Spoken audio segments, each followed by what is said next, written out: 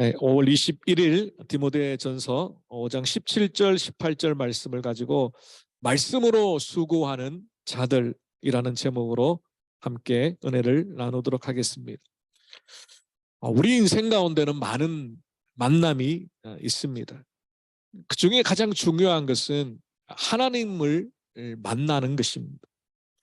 근데 이 하나님을 만나는 것은 어느 날 하루아침에 갑자기 짠 하고 이루어지는 것이 아니라 많은 분들의 섬김을 통하여서 점차적으로 이루어지게 된다는 것입니다. 예를 들면 가정에서 부모님의 신앙의 양육, 신앙의 권면, 신앙의 본이 있다면 교회에서는 교사들, 주일학교 같은 경우에는 교사들이 말씀을 가르치고 또 청장년부 같은 경우에 목장에서 리더들이 말씀을 가르치고 성경부 리더들, 구역장년들 다 말씀을 가르치고 증거함으로 우리의 신앙이 자라고 열매 맺도록 음으로 양으로 섬기고 있습니다.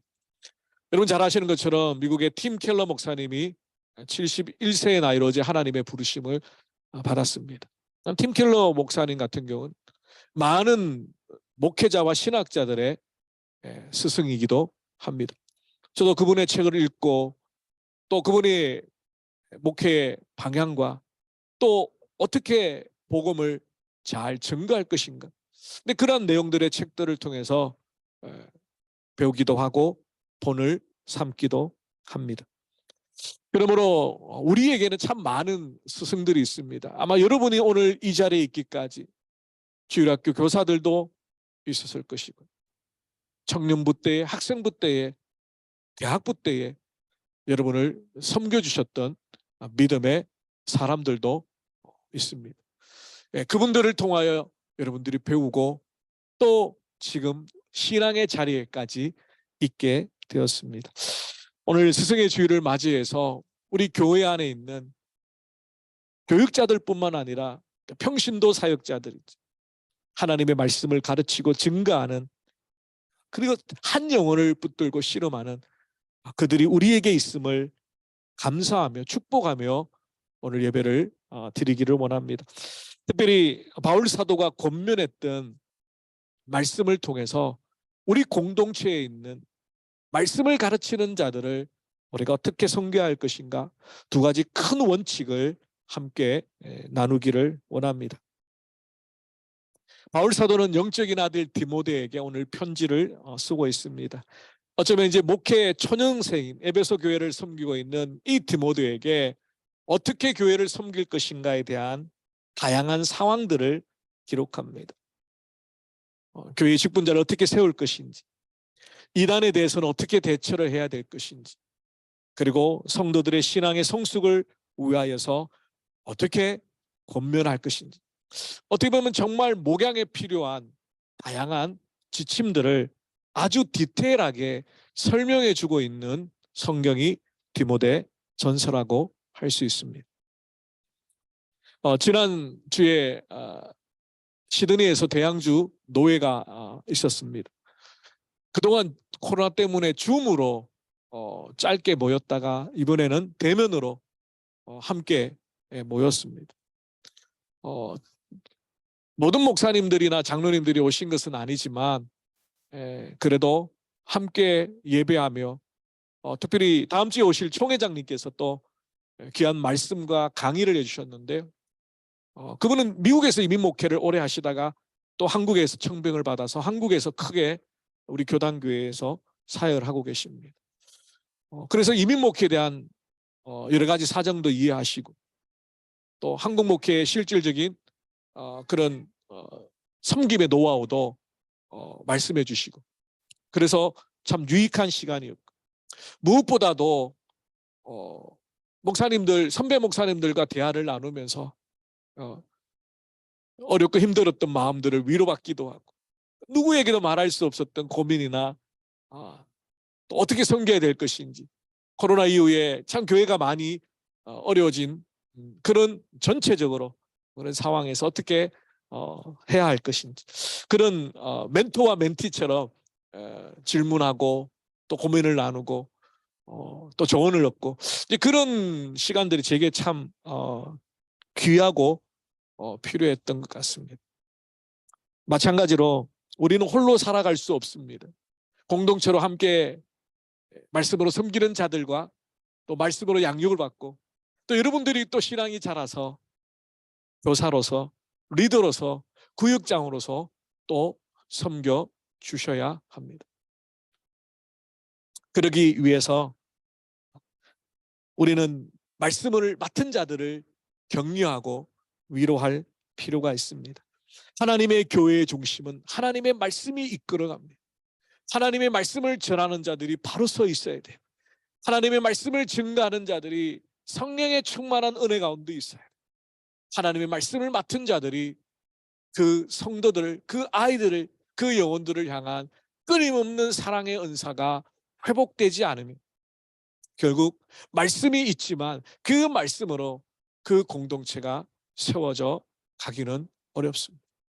그런 면에서 오늘 스승의 주일을 맞이하여서 교육자들뿐만 아니라 우리에게 있는 우리 아이들을 양육하는 교사들, 구역장님들, 성경부 리더들 그들을 축복하는 시간 또 감사하는 시간 그런 공동체가 되기를 원합니다. 첫 번째로는 영적인 권위를 존경하라라고 말씀합니다. 17절이죠. 잘 다스리는 장로들은 배나 존경할 자로 알되 말씀과 가르침에 수고하는 이들에게는 더욱 그리 할 것이니라. 여기서 장로라고 번역되어져 있는 단어는 디도서 1장 17절에서는 감독이라고 번역이 되었습니다. 같은 원어입니다. 그런데 한 곳에는 장로라고 번역했고 다른 본문에서는 감독으로 번역했습니다.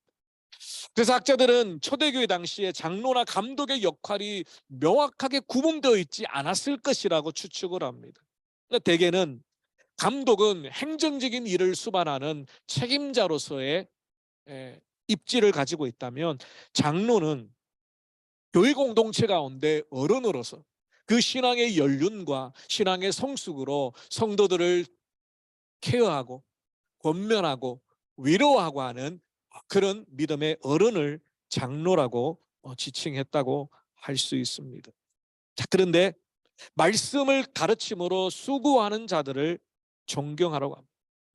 많은 학자들은 이 말씀으로 수고하는 자를 목회자에게 국한을 시킵니다. 근데 저는 이 말씀을 가르치는 자들을 좀 확대해서 우리에게 적용해 보기를 원합니다. 말씀드렸던 것처럼 교회 공동체를 이끌어가는 중심에는 목회자가 중요한 역할을 합니다.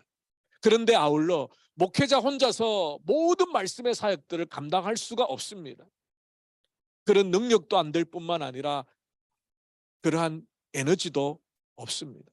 그래서 구역장님이 필요하고 한 달에 한 번씩 구역원들을 말씀으로 한 달 동안 어떻게 살았는지 삶을 나누고 그리고 보다 조금 더 깊은 소그룹을 위해서 주일 성경반이 있습니다. 원래는 2분밖에 모이지 못하지만 한 달에 그것을 통하여 보다 조금 더 깊은 대화를 통해 내 삶을 내 영혼의 상태를 점검하며 고민을 나눕니다. 그것이 바로 지금 나이별로 전도회별로 하고 있는 성경 공부. 그리고 지금 이 시간 우리 지하 교육관에서는 우리 아이들을 맡아 실험하고 있는 교사들이 있습니다. 그들이 다 하나님의 말씀으로 수고하는 자들이라고 저는 생각합니다. 뿐만 아니라 저를 도와서 평신도 사역자로서 우리 성나라 집사님이 성경 전문가입니다. 한국에서 훈련을 받고 여러분들을 돕고 있습니다. 그 분야에서는 저보다 더 탁월하신 분입니다.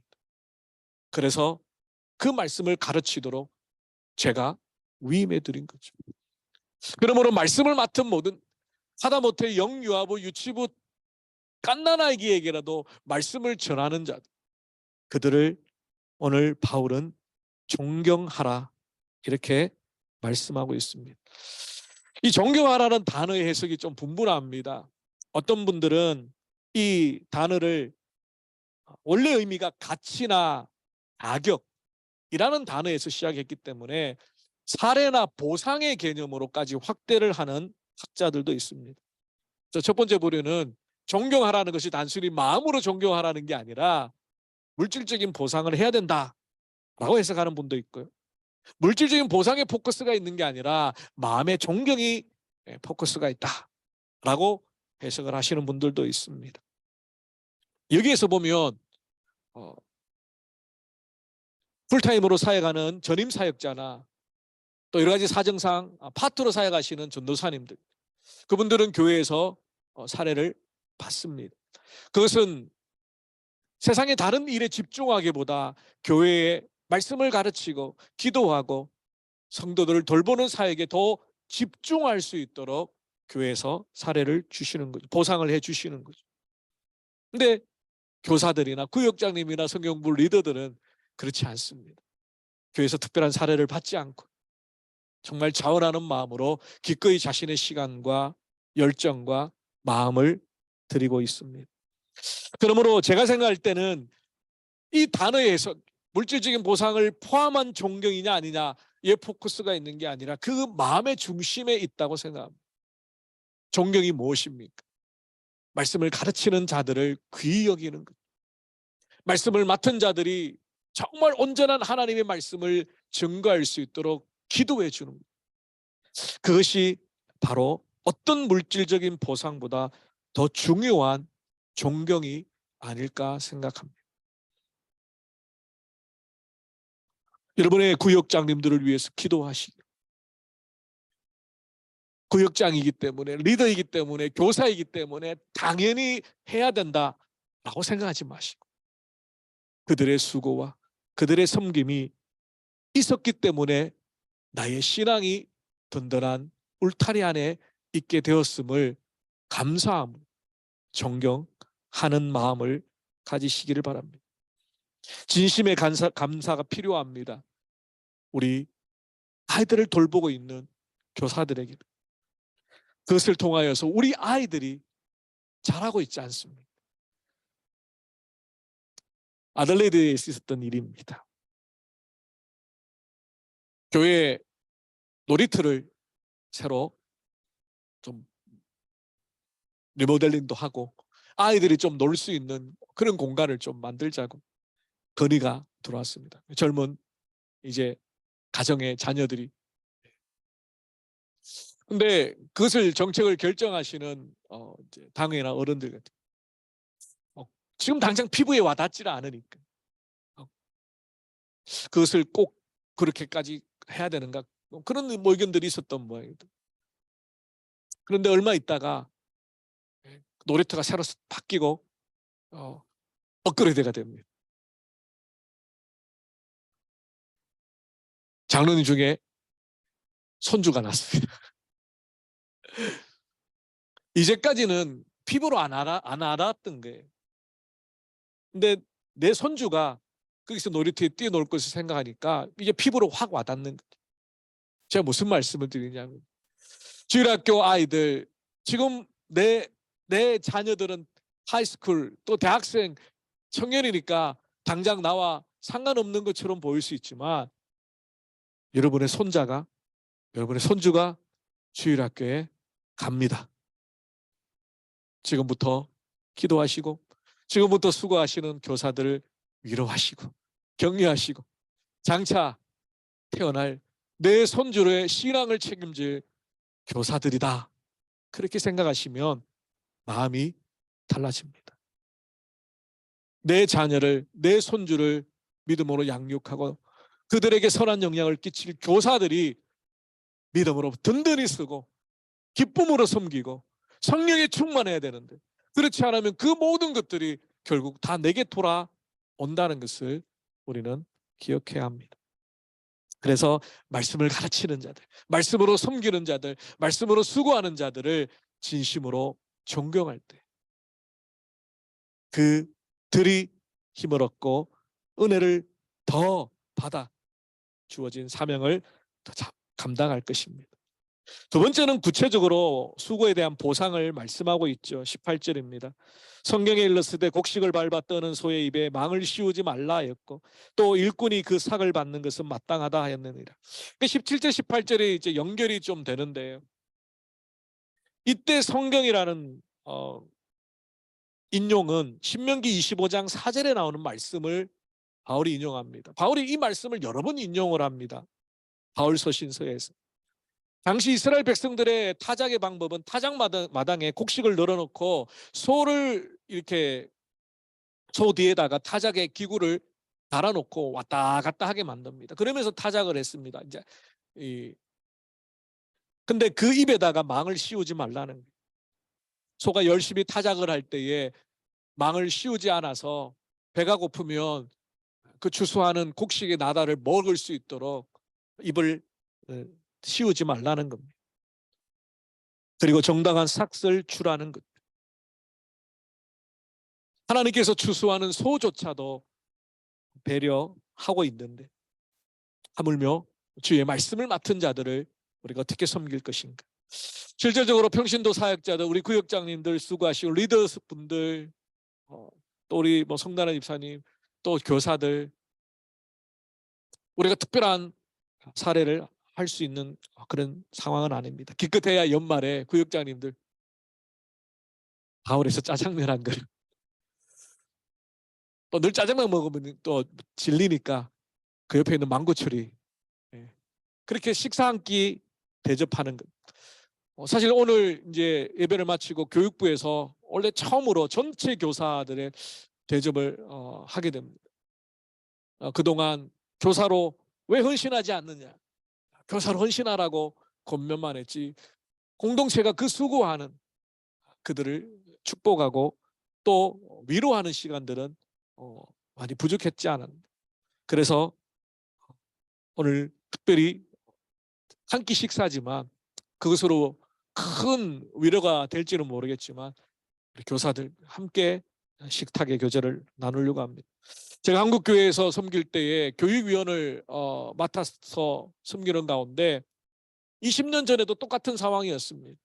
교사로 섬길 수 있는 자원하는 분들이 늘 없었어요. 그래서 교육위원회 목사님, 장로님들이 머리를 맞대고 고민을 했습니다. 그때 그 교회가 5천 명 되는 교회여도 교사로 헌신하는 분들은 너무너무 적었어요. 주일학교 아이들은 많은데 교사들이 죽으니까 한 반에 10명씩 20명씩 합반을 할 수밖에 없는 거예요. 어떻게 하면 교사로 헌신할 수 있도록 만들까? 사실 교사로 섬기는 게 쉽지 않습니다. 좀 일부 예배를 드리고 와서 또 아이들 또 다 챙겨와서 그렇게 수고하고 애쓰는 교사들. 또 말씀을 맡은 자들에게는 영적인 부담감이 있잖아요. 구역장이든 성경부 리더든 내가 하나님 말씀을 잘 전해야 돼. 그런 영적인 부담감을 딛고 하나님이 주신 사명, 교회 공동체와 성도들을 위해 섬기고 있는, 그게 어떤 위로와 보상이 될까?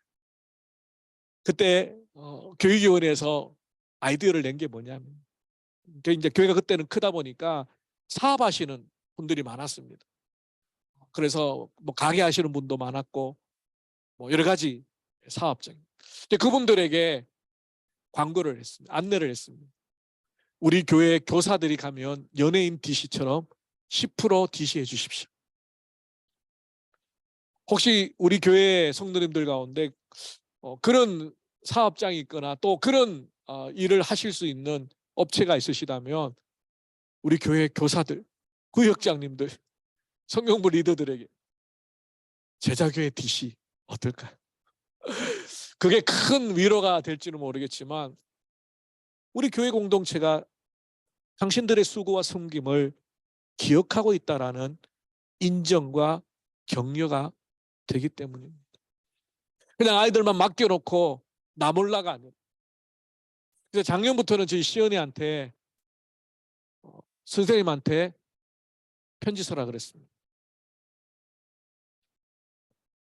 주일학교 선생님에게 내 반, 나를 맡고 계시는 선생님한테. 오늘도 썼는지는 모르겠지만 여러분 혹시 여러분 아이들을 섬기고 있는 교사들을 위해서 늦었지만 다음 주에 아이들에게 꼭 감사의 엽서 한 장이라 사탕 하나라도 선생님에게 갖다 드려라. 그렇게 한다면 우리 교사들이 더 힘을 내고, 제가 바라는 것은 우리 교회에도 주일학교 교사 근속 20년, 근속 30년 그런 교사들이 많이 나왔으면 좋겠습니다. 해마다 연말쯤이 되면 너무 힘들어서 내년에는 좀 쉬고 싶어, 그런 마음이 들다가도 작은 감사의 표시, 엽서 한 장, 사탕 하나에 교사들의 마음이, 힘듦이 눈 녹듯이 녹아지는 것. 그러므로 중요한 삭, 그것은 물질적인 보상보다는 인정과 격려가 될 것입니다. 하나님 말씀을 섬기는 그들을 향한 진심의 감사의 표현이 그들을 더욱더 세워갈 것이기 때문입니다. 예수님께서 마태복음 15장 13절 이하 이렇게 말씀합니다. 심은 것마다 내 하늘 아버지께서 심으시지 않은 것은 뽑힐 것이니 그냥 두라. 그들은 맹인이 되어 맹인을 인도하는 자로다. 만일 맹인이 맹인을 인도하면 둘이 다 구덩이에 빠지니라. 그러므로 말씀을 섬기시는 자들은 두렵고 떨림으로 하나님 앞에 서 있어야 됩니다. 맹인이 맹인을 인도하면 나뿐만 아니라 나의 구역원들, 나의 성경부 조원들, 나의 우리 반 아이들, 그리고 우리 교회, 맹인이 맹인을 구덩이에 빠뜨리지 않도록 말씀을 맡은 자들은 더욱더 열심히 말씀을 묵상하고 그 말씀대로 살려고 몸부림치고 그 말씀을 제대로 증거하기 위해서 더 기도하셔야 합니다. 야고보서 3장 1절에도 내 형제들아 너희는 선생된 우리가 더 큰 심판을 받을 줄을 알고 선생이 많이 되지 말라. 이것은 구역장이 되지 말라는 뜻도 아니고요. 교사가 되는 것이 이런 큰 심판을 받으니까 아예 시도도 하지 말라는 뜻이 아닙니다. 바울이 뭐라고 말했습니까? 복음을 전하지 않고 어떻게 복음을 듣겠는가? 여러분이 지금 우리가 지금 복음을 듣고 신앙생활을 하는 이 이유는 누군가가 누군가에게 들은 복음을 내게 전해 주었기 때문에, 누군가가 받은 그 생명의 말씀을 내게 가르쳐 주셨기 때문에. 그러므로 우리는 이런 영적인 부담감과 두려움을 떨치고 우리에게 맡겨주신 하나님의 말씀을, 복음을 증거하는 이 사명을 감당하기 위해서 날마다 깨어 있어야 합니다. 여러분, 어떨 때 생명이 자랍니까? 동물도 마찬가지고 사람도 마찬가지고 식물도 마찬가지인 것 같아요. 그 성장점이 있지 않습니까? 그 고난을 뚫고 나가야 됩니다. 아이들은 성장통을 겪어야 키가 자라고 몸이 자랍니다. 사춘기를 겪어야, 그 질풍노도의 시기를 겪어야 성인이 됩니다. 그리고 사람은 갱년기를 겪으면서 하나님을 더 의지하는 성숙의 자리에 나갑니다. 하나님이 정하신 모든 그 기간들에는 어떻게 보면 어려움과 고난이 없다면 자라지 못합니다. 성장하지 못합니다. 교사로 섬기는 것이 부담이 되고 힘들고 어렵습니다.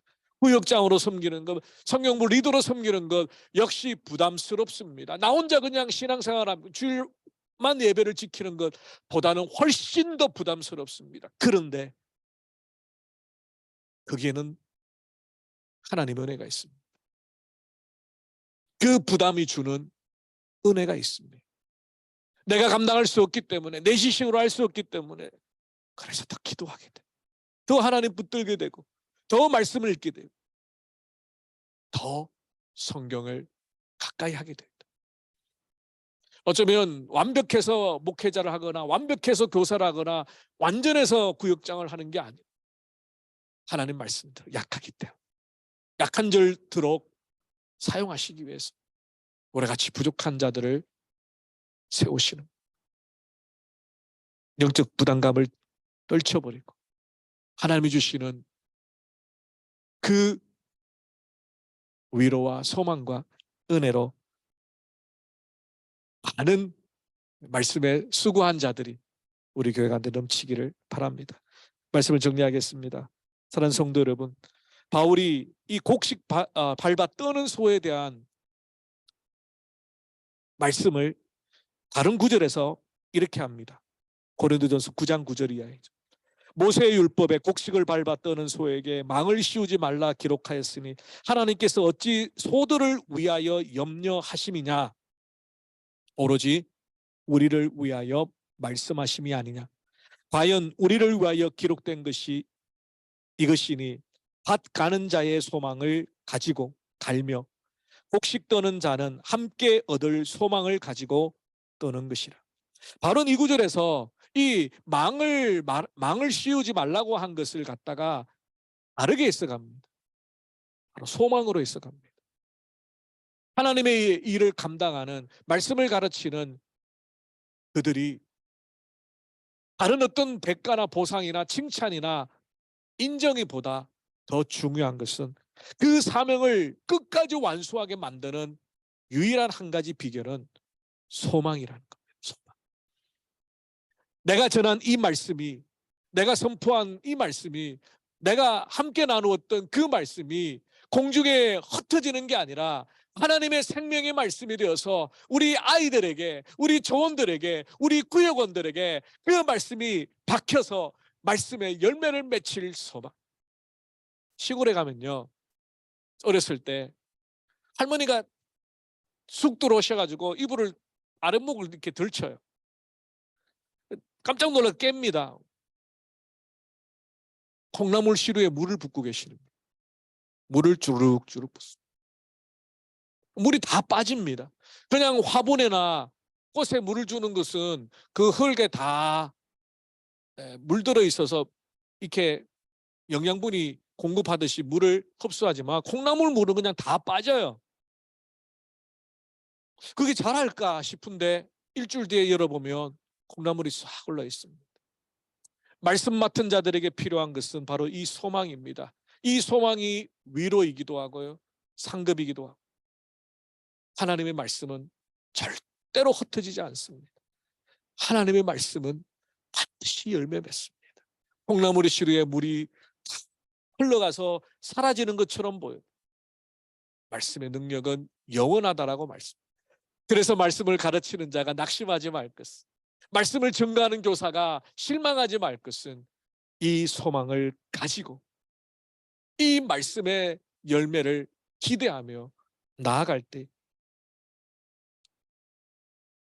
우리 공동체가 말씀으로 섬기는 자들을 세워주며 더욱더 말씀으로 섬기기를 원하는 자들이 늘어나고, 그리고 말씀을 인한 소망이 우리 공동체 속에 가득할 수 있기를 바랍니다. 마지막으로 고린도전서 9장 14절, 그 이후에 바울이 이렇게 고백합니다. 이와 같이 주께서도 복음 전하는 자들이 복음으로 말미암아 살리라 명하셨느니라. 말씀을 가르치는 것으로 끝나는 게 아니라 내가 가르친 그 말씀이 부메랑이 되어 나를 살리는 말씀으로 세워질 때 말씀을 맡은 자들이 지치지 않고, 포기하지 않고, 상처받지 않고, 실망하지 않고, 낙심하지 않고 주님 주신 사명 끝까지 이루어갈 수 있도록 격려하는 믿음의 공동체 되시기를 주님의 이름으로 축원합니다. 기도하겠습니다. 살아계신 주님 감사합니다. 스승의 주일을 맞이해서 우리에게 많은 믿음의 스승들이 있습니다. 교육자들이 있고요, 교사들이 있고, 평신도 사역자들이 있고, 구역장님, 리더들이 있습니다. 하나님, 말씀을 맡은 자들은 두렵고 떨림으로 영적인 부담감을 가지고 더 철저하게 준비하며 내가 맡은 그 영혼을 위하여 기도하며 그 영혼에게 하나님의 말씀을 온전히 증거하기 위하여 몸부림치게 하시고, 말씀의 양육을 받는 믿음의 공동체는 그들을 존경하고 위로하고 또 인정하고 격려하고 함께 주님의 나라를 말씀 위에 든든히 세워갈 수 있도록 축복하여 주시옵소서. 감사하고 우리 주 예수 그리스도 이름으로 기도 올리옵나이다. 아멘. 우리